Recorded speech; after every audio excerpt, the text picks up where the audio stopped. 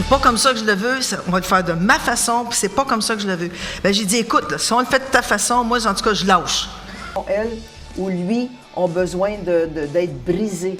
Puis des fois, on voit ça du côté négatif, mais dans le fond, c'est pas négatif, c'est que...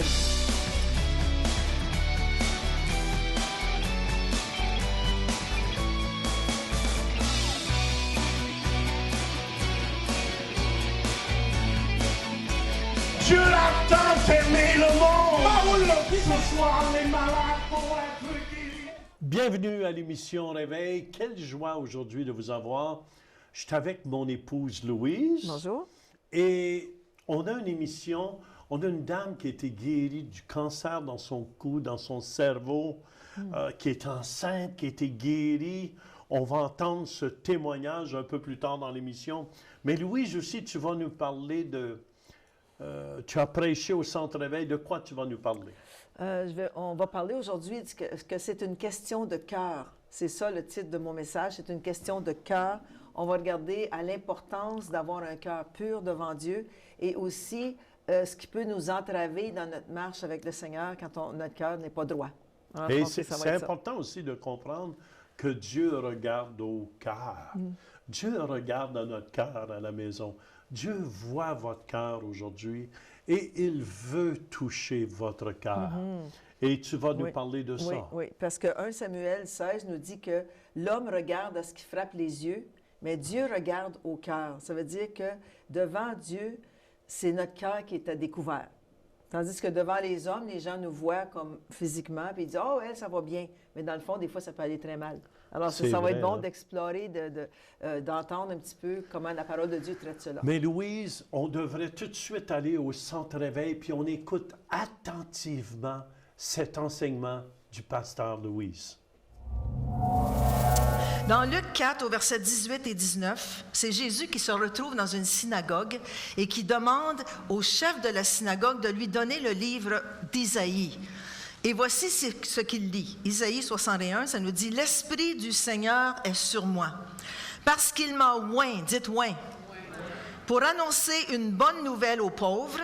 Il m'a envoyé pour guérir ceux qui ont le cœur brisé, pour proclamer aux captifs la délivrance et aux aveugles le recouvrement de la vue, pour renvoyer libres les opprimés, pour publier une année de grâce de la part du Seigneur. » Alors, il avait reçu un mandat de la part de Dieu, puis il a dit à la synagogue et à ceux qui étaient autour de lui, « Voici qu'aujourd'hui s'accomplit cette parole d'Isaïe. C'est moi que le Seigneur envoie. L'Esprit du Seigneur est sur moi et il m'a oint pour que je puisse guérir les cœurs brisés, que je puisse annoncer la bonne nouvelle, etc. » Alors, aujourd'hui, nous sommes le corps de Christ. Quel mandat avons-nous reçu? Le même mandat que Jésus. Allô? On a reçu le même mandat que Jésus, c'est-à-dire que l'Esprit du Seigneur est sur nous et nous sommes moins pour aider le frère, aider la sœur, ceux qui ont besoin de guérison. Amen? Alors vraiment, le cœur est le centre de notre être, comme je l'ai dit tantôt. La partie émotionnelle de l'âme, c'est à partir de notre cœur que nous démontrons et verbalisons nos sentiments. La jeune fille qui est en amour, pensez, ceux qui sont mariés depuis longtemps, ce qui s'est passé quand vous avez rencontré votre mari pour la première fois. Il y en a que ça fait très, très longtemps, puis qu'ils ne se souviennent plus. Mais quand tu rencontres un homme, OK, qui est beau, il est fin, il a beaucoup d'argent, il te sort, il est plein d'affection, tout à coup, tu ressens dans ton cœur, quoi? Oh, des papillons. Ouf, mais qui est gentil!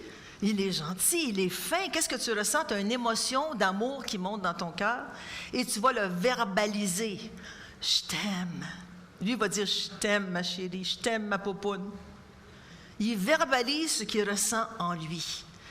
Hein? Alors, c'est ça le cœur. C'est là qu'on vit, c'est là que sont les émotions. Et c'est à travers nos émotions qu'on verbalise nos sentiments. Le cœur peut être rempli d'amour, de joie, de paix, d'affection, de compassion. Ça, c'est idéal. Mais le cœur peut être aussi blessé, brisé, offensé, rempli d'amertume, de rancune, éprouvé de l'angoisse, de l'anxiété, de l'inquiétude. C'est à ce moment-là qu'on a besoin que le Saint-Esprit vienne dans nos cœurs, qu'il vienne nous toucher, qu'il vienne nous guérir. Amen? Le premier point que je veux partager ce matin face au cœur, c'est très important. Numéro 1, garder notre cœur. Proverbe 4 au verset 23 dit ceci, « Garde ton cœur plus que toute autre chose, car de lui viennent les sources de la vie. » Car de lui viennent les sources de la vie. Le mot « vie » ici, c'est le mot hébreu « kayi » qui veut dire « vie active et vigoureuse ». Quand ton cœur est en bonne santé, quand tu le gardes plus que toute autre chose, vont sortir de ton cœur des sources de vie. Tu vas avoir une vie active et vigoureuse. Amen? Combien ont des vies actives et vigoureuses ici? Oh, pas tout le monde. OK, on a du travail à faire. Le Saint-Esprit, il y a du travail à faire. C'est bon. Le mot « garde » vient du mot hébreu « natzar » qui veut dire « garder avec fidélité, garder du danger, en sûreté, confiné comme en prison. » Wow! La parole de Dieu nous dit « garde comme en prison ton cœur ». Pas pour ne pas laisser sortir la vie, parce que la vie est dans le cœur par le Saint-Esprit, mais pour empêcher les mauvaises choses d'entrer. OK, il faut que tu le gardes, ton cœur. Il faut que tu mettes une sécurité autour. Il faut que tu le gardes comme en prison pour pas que l'ennemi vienne t'attaquer.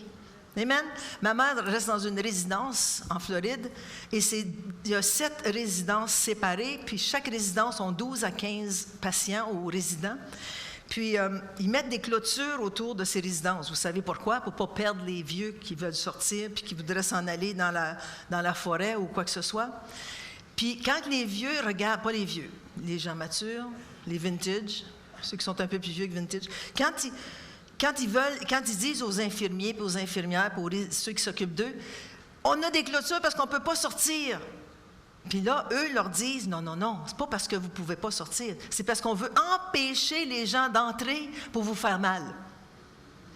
Alors, il y a 2 façons de voir la clôture. Il y a la clôture qui dit, non, tu ne peux pas sortir, ou il faut empêcher les gens d'entrer. Alors, si la clôture qu'on met autour de notre cœur, c'est pour empêcher que Satan vienne faire du ravage au niveau de notre cœur. Amen? Parce qu'on veut être libre de louer, on veut être libre de l'adorer, de vivre sans lien, d'avoir la joie d'aimer les autres. On veut être libre. Mais si notre cœur est rempli d'amertume, si notre cœur est rempli de toutes sortes de choses qui n'est pas de Jésus, on va avoir de la misère à aimer les autres. Le cœur est vulnérable, mais Dieu est notre protecteur. Le cœur peut être brisé, mais Dieu est celui qui guérit. Le cœur peut être blessé, mais Dieu est celui qui pense les blessures. Le cœur peut être angoissé ou anxieux, mais Dieu est celui qui réconforte. Et comment est-ce qu'il le fait? Par la puissance du Saint-Esprit qui vit en nous. Nous sommes le temple du Saint-Esprit. Est-ce que c'est une bonne nouvelle ce matin? C'est une bonne nouvelle de savoir que le Saint-Esprit vit en nous, qu'il est là dans notre cœur et qu'il nous protège et que Satan n'a pas accès si on ne le laisse pas faire. Amen. Gloire à Dieu, vous êtes là. Merci Seigneur. Numéro 2, quelque chose de très important, c'est d'examiner nos cœurs. Quand tout va bien, le cœur est dans la joie, mais quand le cœur est triste ou perturbé, qu'est-ce qu'il faut faire? Il faut examiner. Il faut l'examiner. Mettre le stéthoscope du Saint-Esprit. Merci, médecin Pierrette, de m'avoir prêté votre stéthoscope. Je sais que ça coûte cher, ces appareils. Il faut mettre le stéthoscope de l'esprit. OK, juste avant de le mettre, un cœur joyeux, dans le Proverbe 15-13, rend le visage serein. Mais quand le cœur est triste, l'esprit est abattu. Quelle est la condition de ton cœur ce matin? Il faut mettre le stéthoscope de l'esprit puis examiner son cœur. Qu'est-ce qu'il y a dans mon cœur? Pourquoi que ça ne fonctionne pas? Comment ça se fait que je suis toujours triste? Comment ça se fait que les gens ont de la misère à m'aimer? Qu'est-ce qui ne va pas? Examinez votre cœur. Mettez votre stéthoscope. J'ai pas mal de choses ici. Oh, c'est serré, hein? OK, je vais essayer de trouver mon cœur. Je ne l'ai jamais écouté, là. Mais...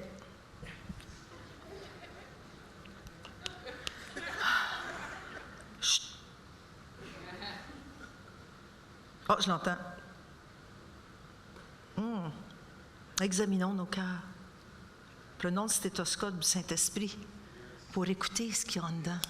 Qu'est-ce qui ne va pas? Seigneur, montre-moi. stéthoscope de l'esprit. Examinons nos cœurs. Quelle est la condition de ton cœur ce matin? Il faut reconnaître notre condition, avouer notre besoin de Dieu. C'est le début de la guérison de notre âme et de notre cœur. Quand ça ne va pas, va voir quelqu'un. Demande-lui, qu'est-ce que tu penses qui ne va pas avec moi? Probablement qu'il ne saura pas. Alors, c'est pour ça que c'est important d'aller voir, d'aller se référer au Saint-Esprit pour demander. Je vais vous conter une expérience au début de notre Église, en 98-99. J'étais contente de revenir dans le ministère. Ça faisait des années qu'on était sur la route. Et tout ce que je faisais, je repassais les chemises de mon mari, puis j'éduquais mes enfants avec l'école sur la route. Puis, on est revenu à Ottawa, puis j'étais contente de travailler à l'œuvre, de faire du ministère, d'établir l'Église, de la bâtir, qu'on la bâtissait ensemble, mon mari et moi. Puis, lui, c'est un visionnaire, puis moi, je devais organiser ses visions. Je ne sais pas si vous comprenez ce que je veux dire. Lui, il a la vision, puis il me dit, on va faire telle chose, puis là, moi, je commence à planifier dans ma tête, parce que moi, je suis plus organisatrice, un peu plus. Puis je commence à examiner dans ma tête, on va faire ça comme ça, on va faire ça comme ça, on va faire ça comme ça. Je lui présente le projet, elle dit non. C'est pas comme ça que je le veux, on va le faire de ma façon, puis c'est pas comme ça que je le veux. Bien, j'ai dit, écoute, là, si on le fait de ta façon, moi, en tout cas, je lâche. Puis là, dans mon cœur, c'était pas kosher, comme on dit. C'était pas cachère. Puis à un moment donné, on regardait, on faisait l'œuvre du ministère ensemble. Puis il me dit, Louise, il dit, c'est beau, là, tu veux faire telle et telle chose, mais moi, c'est vraiment ça que le Seigneur me montre. Puis il dit, je sens que tu as un esprit pas de rébellion, mais un esprit de contrôle et de manipulation. Parce que tu veux le faire à ta façon. Ça faisait tellement d'années que je n'avais pas organisé rien, que j'étais contente, puis je voulais le faire à ma façon.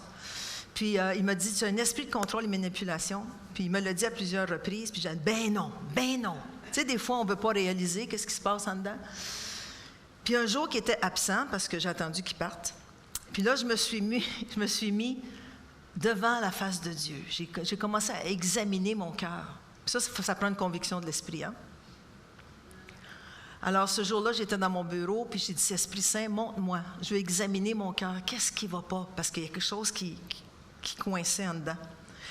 Puis j'ai dit, montre-moi, qu'est-ce qui ne va pas? Est-ce que vraiment, j'ai un esprit de contrôle et de manipulation? Puis ce que j'ai entendu, c'est...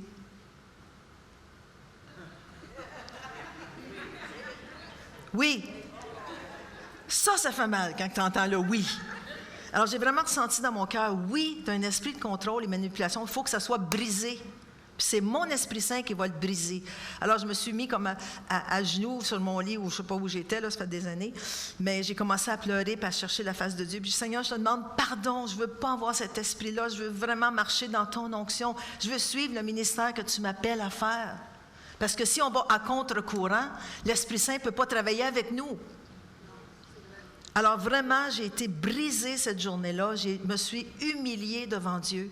Puis j'ai cherché sa face, puis j'ai demandé pardon, puis j'ai vécu quelque chose de beau. Puis quand mon mari est revenu, j'ai dit, ça m'a pris quelques jours, hein, l'orgueil. Quelques jours à lui dire, écoute, tu sais, quand tu me dis j'avais un esprit de manipulation et de contrôle, j'ai prié, hein, puis le Seigneur me l'a montré, puis c'était ça. Il était content. Je ne sais pas pourquoi, là, mais... Il était vraiment content.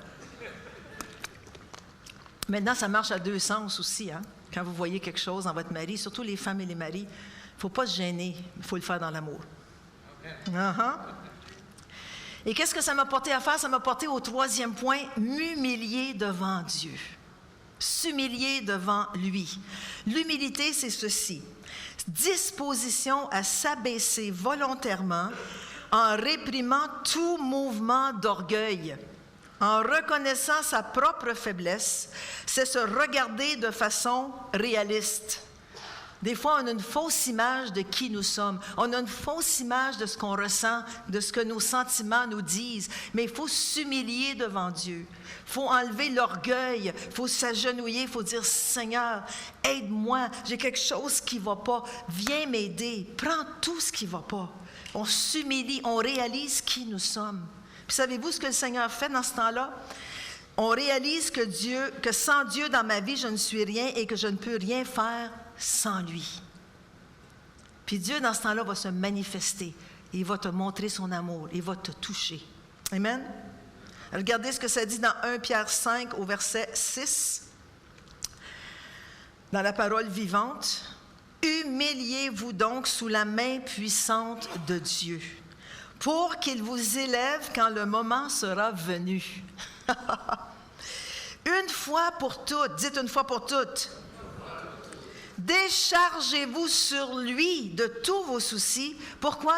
Car il vous a pris en charge. Gloire à Dieu, il nous a pris en charge. Nous sommes ses enfants. Et il veut nous toucher, il veut nous guérir, il veut nous délivrer. Permettre à Dieu de faire ce qu'il veut avec nous. L'humilité vient du mot latin humus, qui veut dire terre, la terre. Alors quand on s'humilie, on dit au Seigneur, je suis une terre devant toi. Et il peut commencer à la travailler pour que cette terre devienne une terre fertile. Wow! L'humilité nous porte à se mettre devant Dieu avec un esprit brisé. On est vulnérable devant lui. Mais des fois, l'orgueil nous empêche. « Oh non, ben voyons donc, tu n'as pas besoin de t'humilier. » Non, non, non, non, non. Si le Seigneur te le montre, si ton mari te le dit, commence à prier, commence à chercher la face de Dieu, commence à dire, mais il y a peut-être quelque chose là qui ne va pas. Combien ont quelque chose là qui ne va pas? Merci, Louise. C'était excellent. Excellent.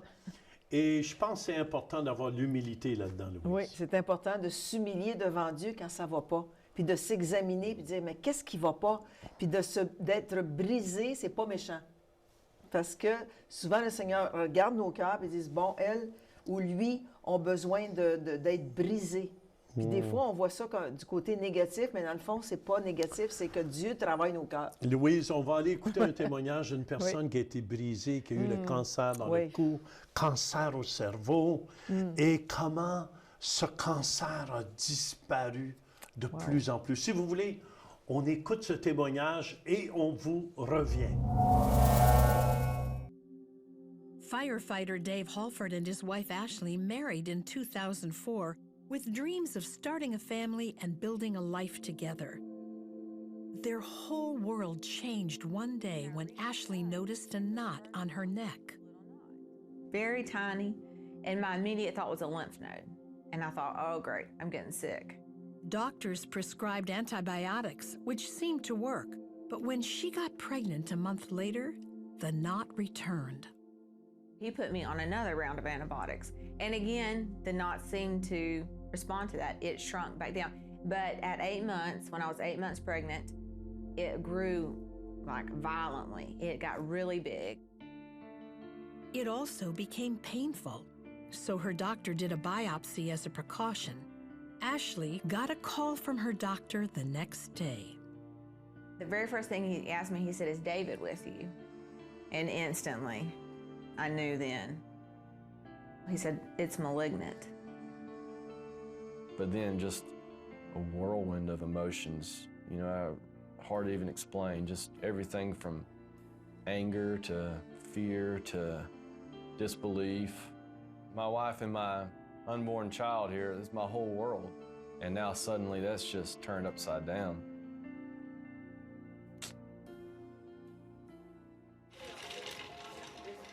Surgery was scheduled immediately to remove the mass. But first, their son needed to be delivered. Ashley's primary concern was for her unborn baby, especially his underdeveloped lungs. And I told her, I said, no, we're not delivering. I said, he's only 32 weeks. And I said, he's not ready. He's way far from ready. And she tried to calm me down and assure me. She said, he has to be delivered. She said, we have to deliver him in order to treat you. Much to the medical staff's surprise, Harley, now 33 weeks old, came into the world not only breathing, but screaming and kicking. I always say that was our first miracle. That was our first prayer answered and the first thing we saw God really do. Harley's birth was a victory, but the Halfords knew they were going to need more than one miracle for his mother to survive. 4 days after Harley's birth, Ashley woke up from surgery. She and Dave were relieved to learn that her tumor, now the size of a softball, had been removed successfully. After she recovers, we'll get back to normal with the new baby. She can be a mom, you know, thinking everything's going to be okay. My wife's going to be okay. 5 weeks later, while at the hospital caring for Harley, who was very sick with a respiratory illness, Ashley began seeing double. Dr. Deborah Miller ordered CT scans and found the cancer had spread. At that point, she was stage 4.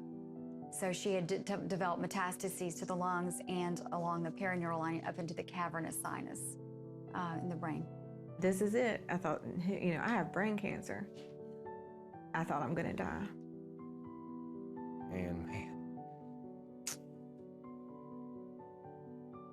yeah, it got bad quick, you know, but I never felt like God left me, but I knew this was bad. This is real bad. And all I could do was I remember laying in bed crying and praying. And I don't even know what I prayed. I just pleading with God to help in this situation. Ashley started a regime of chemotherapy and radiation, but her scans showed the tumors growing and multiplying. And the actual report says innumerable tumors present. Dr. Miller then changed Ashley's treatment, but didn't offer much hope for success. Even before we found the metastases, the prognosis was poor. We knew that the chances were this would recur, and that at that time, if you recur and you have distant disease, it's terminal.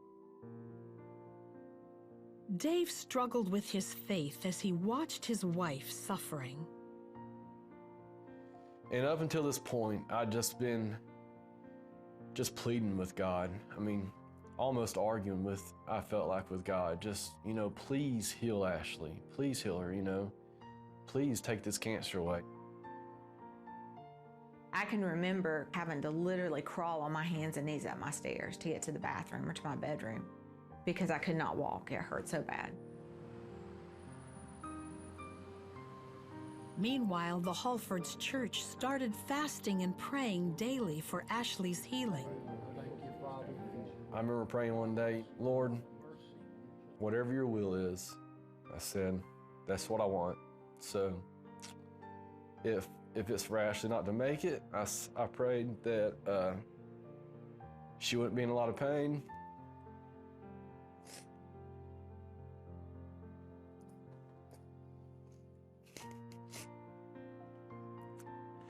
And I remember praying that.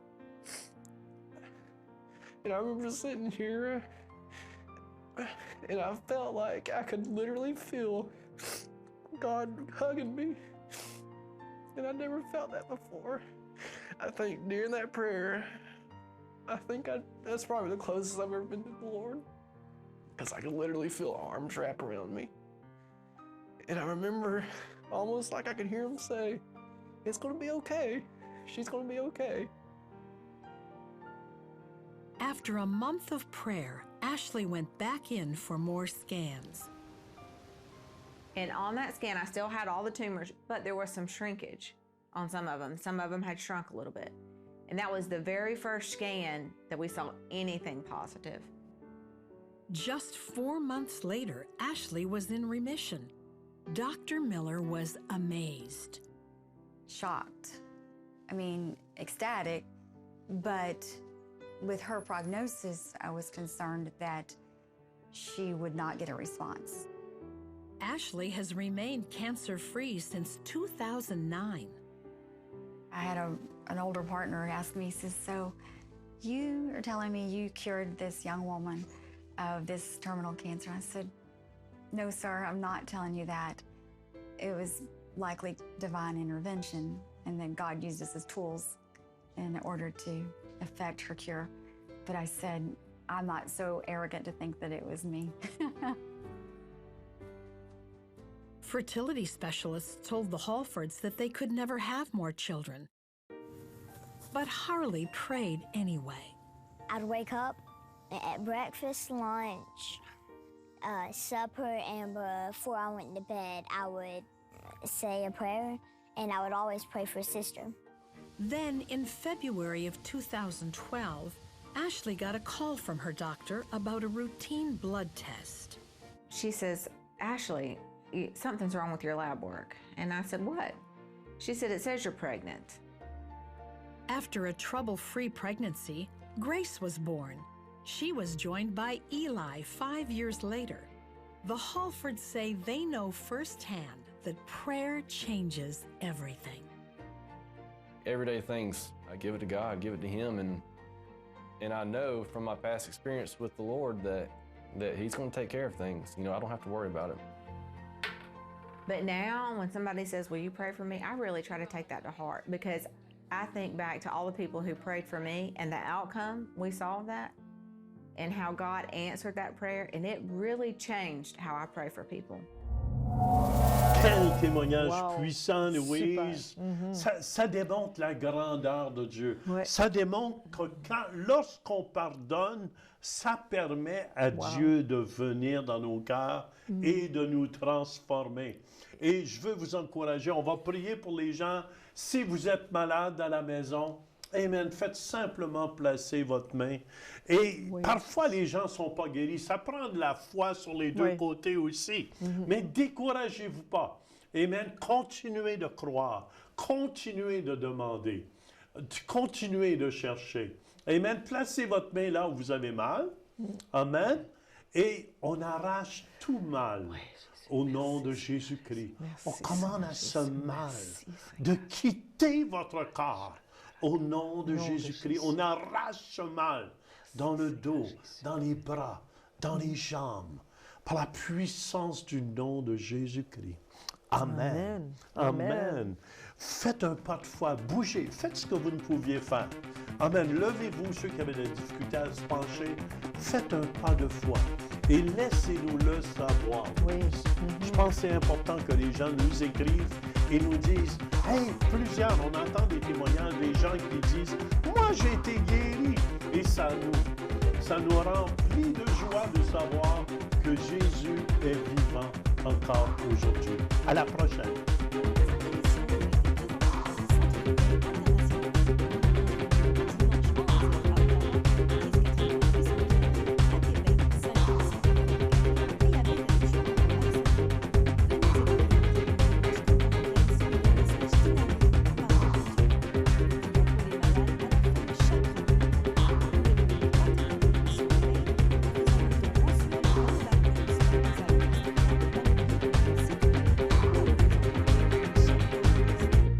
De renseignements.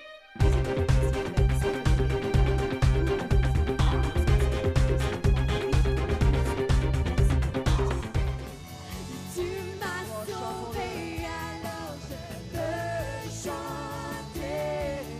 Je suis enfant du roi. Je suis enfant.